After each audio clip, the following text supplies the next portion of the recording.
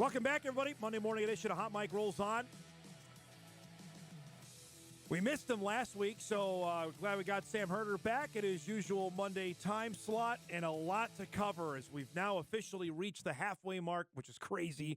We talk about it all offseason now. It just goes by of the FCS season. We had I counted three top 10 teams lose this weekend. Two I would consider upset. One I would not say that was just a flat-out win. Let's start with the game in Fargo. The Bison won. The Bison won emphatically. What does that do for – let's start with NDSU before we get to UND in your mind. Yeah, I think it kind of just these last 2 weeks really it changes the narrative a little bit about the Bison because we already hashed out the ETSU game and how that happened, and even the Towson game for a little bit was kind of iffy and kind of sitting here going I think the Bison looking a little up and down, but they'll probably figure things out by the end of the year like they did last year. But it seems like they're already figuring things out now with two back-to-back dominant ranked wins. And if you want to count ETSU, we'll see where they're at in the rankings, but that could be three now ranked wins for NDSU. Now all of a sudden we go from, I don't know about NDSU. No. They'll be good, but I don't know how good. Now I think they're the number 2 team for sure. You can make an argument that they're the number 1 team. Just with how they've looked these last 2 weeks, it seems like that improvement we've been waiting for that happened late last year, it seems like it's happening right now, which is good timing because this is kind of in the thick of the toughest stretch of the schedule. And I'd throw, by the way, Towson got a big win over William and Mary, so look out. The Tigers might crawl into that receiving votes category today after what they did. Yeah, and Towson a week before, I think it was a week before NDSU almost beat Villanova. Correct. And so that was another quality win for NDSU beating Towson. So with the way that the Bison have looked, especially defensively, and this is the middle part of their toughest stretch, and now Southern Illinois, and we'll talk about this with Kolpak coming up in our second hour, SIU looks like they've hit the skids. That game with the Jackrabbits could very well be for top spot in not only the Missouri Valley, but maybe the number 1 seed for the FCS playoffs. We're talking, and that's only in week 8. Yeah, it's going to have huge implications. And yeah, if the Bison make it through this stretch, without a loss, which going to Southern Illinois, that doesn't look, as challenging anymore. SIU is so beat up, down to their third quarterback. You get South Dakota State at home. That's probably going to be a 50-50 type of game, but, just with how motivated NDSU looks and it being in the Fargo Dome, maybe NDSU will be slightly favored there. And then from there, I think that last regular season game at South Dakota could be tough, but things ease up after the South Dakota State game. And then same thing with South Dakota State. I know they still have, like Youngstown State this week. That should be a win. South Dakota State still has to play South Dakota. They also have to go to UND. And so South Dakota State still has some tough games ahead. But it seems both teams are going to win this week. And then whoever wins the following week is in the Dakota Marker game is going to be in the driver's seat for that number 1 seed. I believe we're going to hear today the time and channel for the SDSU-NDSU game that could happen while we're on the air, so we'll share that once we hear that. But it's likely going to be 1 versus 2. I hope ESPN considers that more than ESPNU. I really do. That's the trouble you run into. I'm trying to think of the best word, Sam, to describe it, because if you're going to play this game at 11 a.m., there's only a certain amount of channels. Like Montana State and Idaho are going to play late, but they're going to get ESPN2 because they're going to play at 9:15 on Saturday night. Yeah, I mean, frankly, ESPNU it's national television, but I've seen the numbers. They're not good. Nope. I mean, 30,000 people sometimes, and even in the FBS, I've seen some, like last year, I remember James Madison played someone, I can't remember who, but it was on ESPNU, and that got like 45,000 viewers. And then a Big Sky game on ESPNU got like 50,000 viewers. Like, it's not, if you're on ESPN2, you can get 300,000. Maybe if you're on ESPN, you can get 500,000, 600,000. And so I don't know where it's going to land or what day or what time I should say, but if it is ESPNU, you kind of go, it's national television, but it's not the best channel to be on. And honestly. the problem is, and it's not a problem, but the fact they're going to keep it on Saturday. If they move it to Friday, they'd have an unbelievable opportunity to get some more eyeballs, because Saturday, that day, Georgia plays Texas and Alabama plays Tennessee. Last I checked, the SEC is awfully good, and ESPN now has a new deal with the SEC that they're probably going to give those those games and those channels to those teams. And that's the tough balance too, Right. because if you do move the game to Friday, it's more TV friendly, but it's probably not as fan friendly. Because I know a lot of Bison fans travel from afar to make these games, so that's kind of the balance. I don't know if there was flexibility in this game to move it to a Friday, or if they always wanted to stick on Saturday. But yeah, options are limited Yeah. on Saturday, and we'll see. We'll see what time they kick off. I mentioned this on Bison Game Day about the Jackrabbits that seemed like almost out of sight, out of mind. They struggled the last time we saw with Augie and have not looked as crisp as we certainly saw last year. I think that changed Saturday, Sam. They came out, and I know Northern Iowa is what they are, but they flattened Northern Iowa Saturday night. Yeah, I think it was. Well, I was about to say I think it was a statement performance. Maybe not. Northern Iowa is really Yep. down this year. I mean, let's just be honest. I know they were ranked number 17 or 18 in the coaches poll, so I guess it kind of counts as a ranked win on South Dakota State's resume. But Northern Iowa shouldn't have been ranked. I No. mean, they almost lost to the Tommies of St. Thomas earlier this year. But I still thought South Dakota State overall defensively has looked really good, really all year long.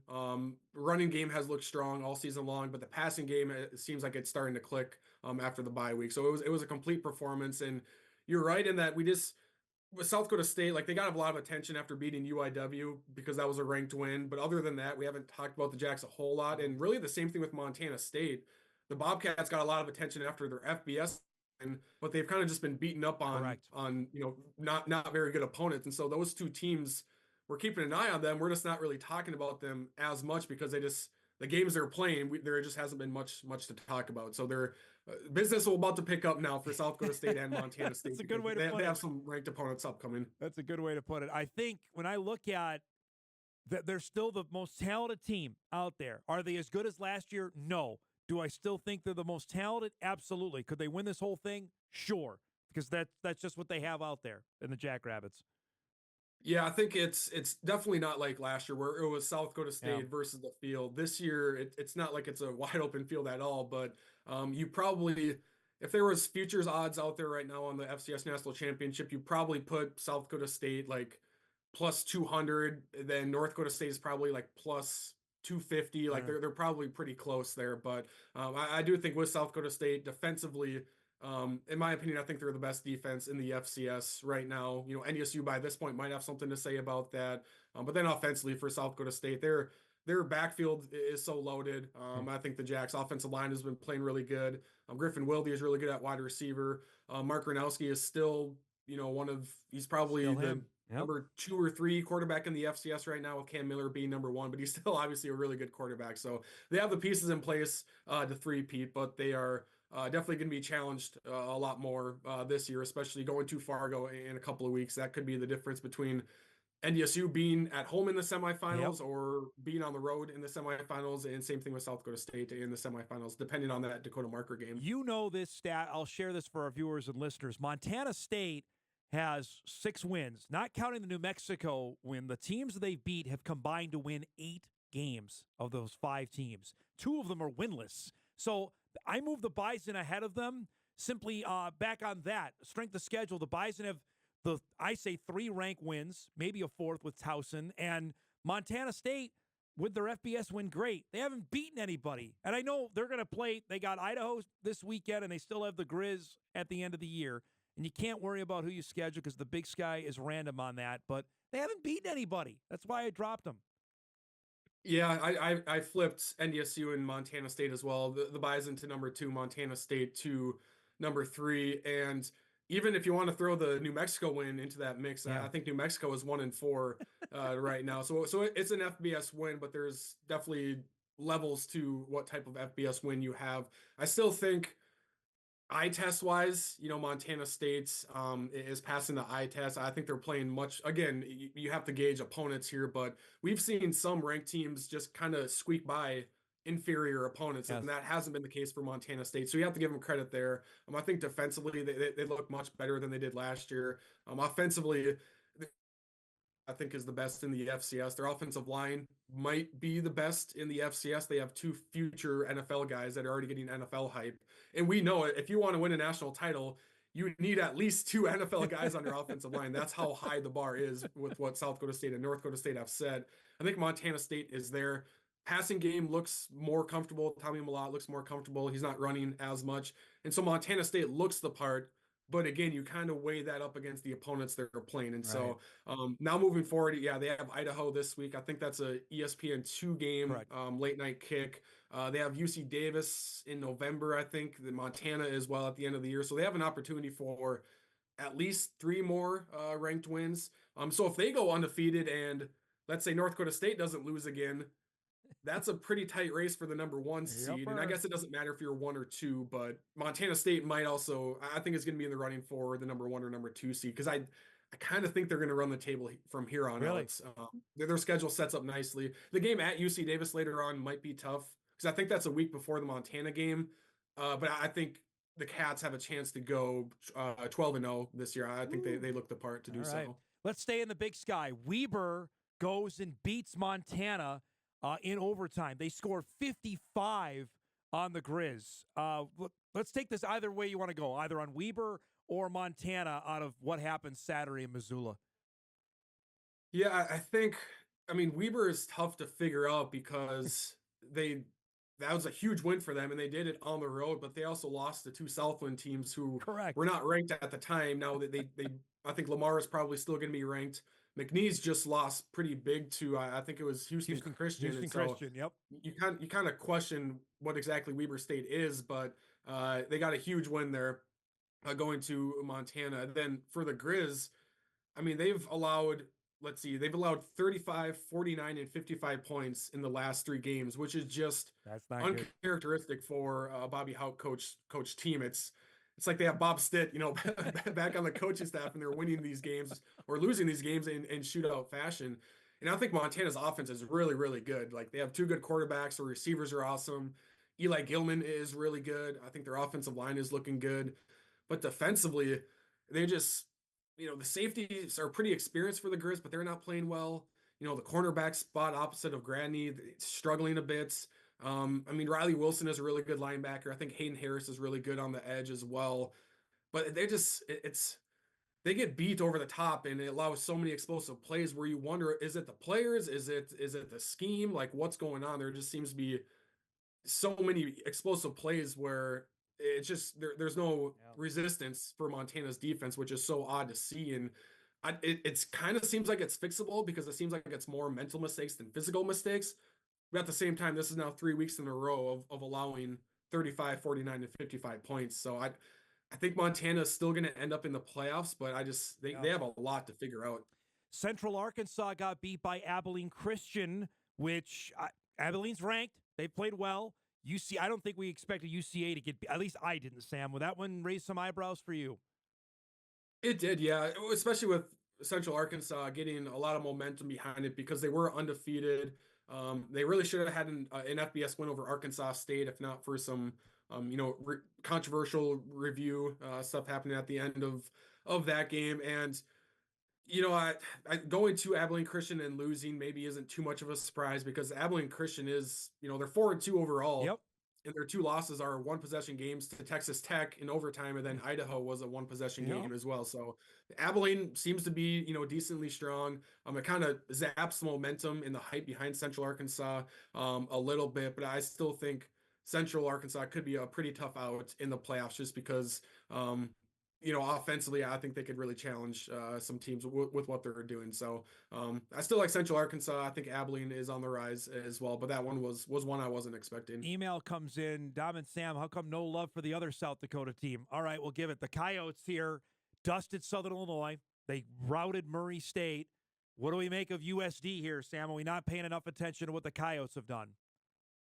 Yeah, I mean, that's a good call out because this is now 2 weeks in a row where South Dakota has looked really good. They beat up on, they got a ranked win last week, and then they beat up on Murray State this week. And so that was another program where we just weren't talking a whole lot about through the first 4 weeks because they didn't play a Division I or an FCS scholarship team until 2 games ago. But I think South Dakota has kind of answered some questions about them because they were kind of hit or miss when it comes to people's opinions on the Yotes. Was last year a one-time thing, or are they going to build off of that? I think defensively, they're looking strong. Offensively, they look more explosive last year. And we knew they have the returning talent offensively. Last year, I think they just kind of played it safe because they knew their defense was so good, and so they won games like 24, to 14 because they Correct. could. Yep. I think this year they're getting more explosive offensively. So I think they look good. That NDSU game, at the end of the year, is going to be really interesting. NDSU going to their place, and yeah, I think South Dakota is looking strong. South Dakota has the Jacks in 2 weeks. That game's in Brookings. That's the other ESPN game the Missouri Valley picked up. And then they have to go to Grand Forks, and then they have the Bison. That's their last 2 games of the season. So it's coming at the end of the year for USD. Before I let you go on UND, now with this, they have a bye week, same after the loss. They're 4-2. They still have to play the Jacks and the Coyotes they have both in Grand Forks, and we know how different they are in that building. What's your prognosis going forward here for UND? Yeah, I still think they're sitting pretty good, record-wise, and just looking at their upcoming schedule. They do get some of their tougher opponents at home. So, I mean, that's always helpful as well. I think their schedule still sets up nicely to make the playoffs. The Montana win, you kind of balance where was Montana ranked at the time and also where they're ranked now. And with Montana kind of falling back, that takes the shine off of the win a little bit for UND, but it's still a ranked win on their resume. And so I still think the Hawks are looking good. Losing big to NDSU, I don't think it was that big of a surprise. You kind of just felt that NDSU was going to roll with, it being a senior lane team for NDSU, better quarterback play, it being in the Fargo Dome. And so when the Bison opened up a big lead, I was kind of going, maybe this was a little bit expected. And so UND fell back in my ranking. They're still in the top 15, but I still think they're a good team. They have a really good backfield. I think the quarterback play with Raumful will get more comfortable as the season progresses. Defensively, not their best game, obviously, against the Bison, but I think defensively, they still are pretty strong. So UND loses some momentum, obviously losing a game like this, but at the same time, I still think they have everything in front of them to make the playoffs and see. I mean, seeds are now 1 through 16, and so they'll be in the seed discussion somewhere, I think. Is it time for bracketology, or is it too early? You got to. Well, I was thinking about starting it this week, but like I said off there, I got some moving stuff to do. So I might have to push bracketology 1.0 to next week, because whenever I started, like the first time I started, there's like 5 upsets, and I'm like, why did I even do a bracketology? It just last week's did not mean anything. That's very true. It's never too soon for bracketology, but I think I might wait one more week to get it going. Is there a team we haven't talked about enough in your mind? I mean, you mentioned maybe it's Abilene, maybe it's Tarleton. Is there anybody out there we have? Davis? Who have we not given enough love to yet? UC Davis, maybe. Mercer, actually. Although we've talked about Mercer a decent amount on your show, but they're playing really tough defense. Do I think they're a national title contender? No, but I mean, could they go to Montana State in the quarterfinals and give them a really good game? I think so. They looked the part there. So those are probably 2 teams right there. SEMO was kind of lurking outside the top 10 for me. I think they're pretty strong. I mean, they almost beat Montana a couple of years ago in the playoffs. Right. And Chattanooga's also risen back up. They kind of fell off a little bit, but they beat ETSU in a defensive battle. So I thought that was impressive. And so they're kind of rising up as well. You're the man. Always great to chat. We'll do this again next week. Appreciate the time as always. All right. Sounds good. Thank you. Sam Herder joining us each and every Monday, 9:35, to recap the weekend that was in the FCS. We'll break. We come back. We'll wrap up hour 1. Jeff Kolpak on deck. Big second hour. Your emails are flowing in. How Mike rolls on. Overreaction Monday. Back after this.